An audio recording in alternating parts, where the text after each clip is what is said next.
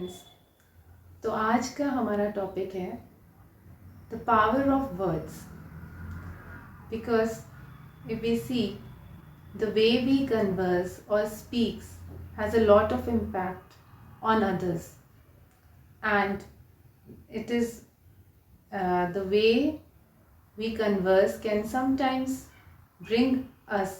or win us friends or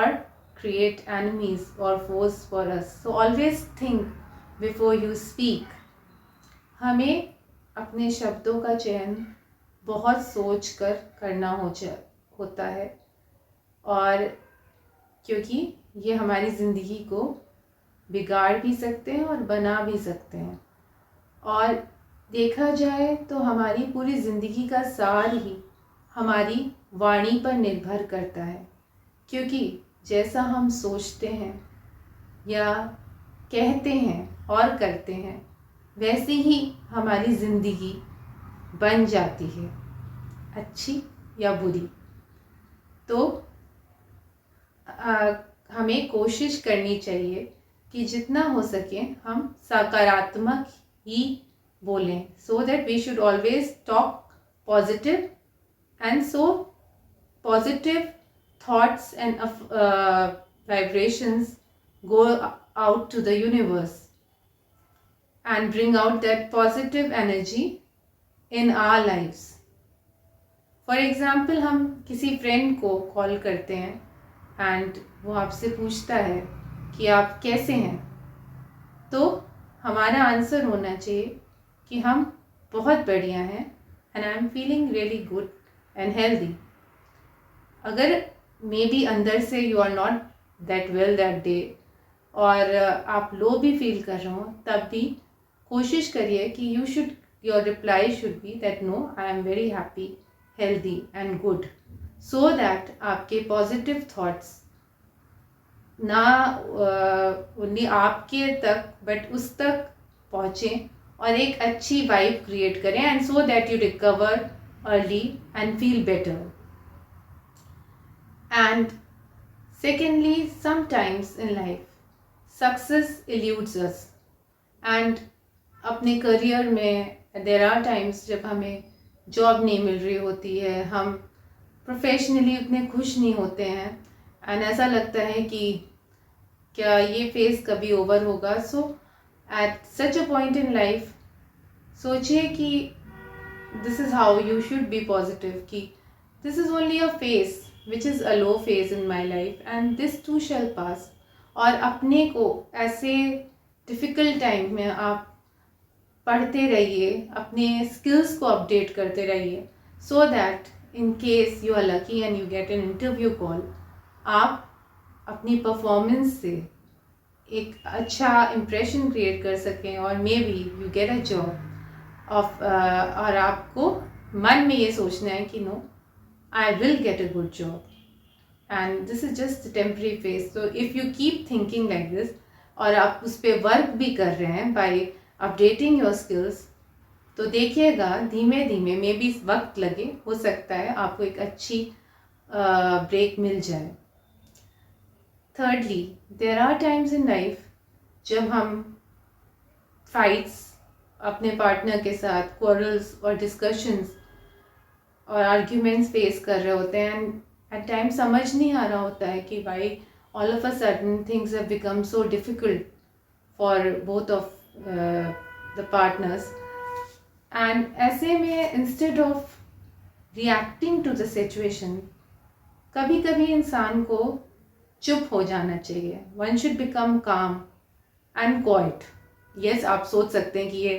कैसी बात करनी है, डिफ़िकल्ट है यार. जब गुस्सा आ रही होती है, जब कोई बोल रहा होता है आपसे ऐसे कि आप अपने को कंट्रोल नहीं कर पा रहे होते हैं, प्रोवोकेटिव बातें हो रही होती हैं, तो कैसे कोई चुप रह सकता है.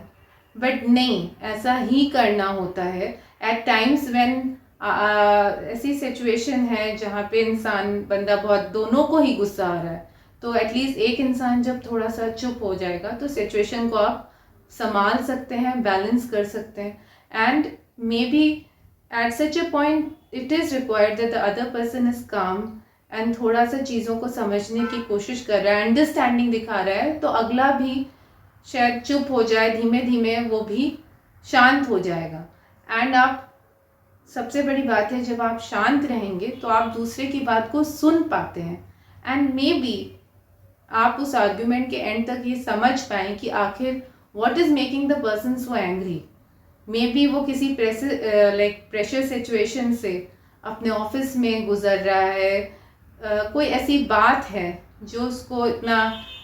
अग्रेसिव बना रही है, वो अंदर ही अंदर किसी बात को लेके परेशान है, और उस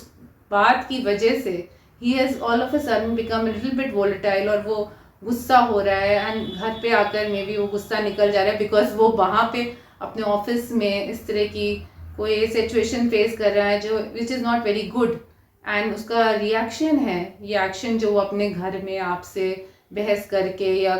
एट टाइम्स फाइट्स पिकअप कर रहा है, बिकॉज वो अंदर से खुश नहीं है, वो परेशान है किसी बात को लेकर जो वो कह भी नहीं पा रहा है। So at times we have to be a little bit understanding and compassionate and positive in the sense कि भाई अगर कोई आज गुस्सा कर रहा है तो थोड़े दिनों में ठीक भी हो सकता है, मे बी हम इस समस्या का हल भी निकाल सकते हैं, एंड बाय रिमेनिंग काम एंड लिटिल बिट अंडरस्टैंडिंग हम सिचुएशन को संभाल सकते हैं, चीज़ों को हाथ से फिसलने नहीं। And that is how a positive person is, जो डिफ़िकल्ट सिचुएशंस में भी काम रहता है और अपने विजडम को यूज़ करता है, ना कि हार्ट को, क्योंकि जब भी हम इमोशनल होते हैं हम अच्छी चॉइसेस नहीं ले पाते हैं, एंड जब हम वाइजली सोच कर काम करते हैं बिना रिएक्ट किए बोले, then we are able to make better choices, better decisions. Specially जब आप गुस्से में होते हैं तो never ever make a very strong decision, because उस समय आपका गुस्सा बोल रहा होता है। हम उस गुस्से में बहुत ऐसी बातें भी बोल जाते हैं जो अगले को अच्छी नहीं लगती, and sometime we don't even mean such thing, लेकिन वो गुस्सा हमसे बुलवाता है। So always try and curb your anger, keep अपने पे कंट्रोल रखिए, and when you control yourself, your anger, your emotions, तो आप एक बेटर इंसान, एक बेटर पर्सनैलिटी बन जाते हैं, who is in much in control of their emotions. जब अपने इमोशंस कंट्रोल में तो हम दूसरे को भी एक सही दिशा दे सकते हैं, when we are in control of our own selves. So positive रहकर हम चीज़ों का बेटर हल निकाल सकते हैं, rather than being negative and just fighting and quarreling with the other person, जो कि will only end in a mess and in a bad way, rather than जब हम चीज़ों को अच्छे से समझ कर करते हैं, दूसरे की भावनाओं की भी कदर करते हैं, तो शायद हम किसी चीज़ का एक अच्छा हल निकाल सकें, एक रियल सोल्यूशन फाइंड कर सकते हैं, और अपने पार्टनर को भी थोड़ी परेशानी से बाहर आने में उसकी मदद कर सकते हैं। तो एंड उसके बाद सबसे इम्पॉर्टेंट है कि हमें अपनी लाइफ में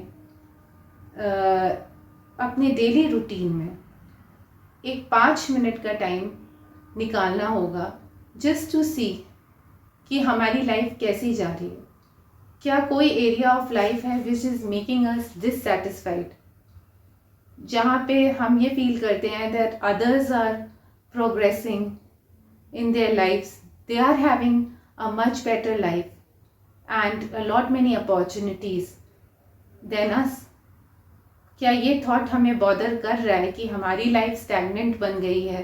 हम उतना प्रोग्रेस नहीं कर पा रहे हैं, हमारी लाइफ कहीं आकर रुक सी गई है, थम सी गई है, and we are not progressing the way others are. And अगर सोचें तो हमें ऐसा लगता है कि इसकी कंडीशनिंग कहीं हमारे माइंड में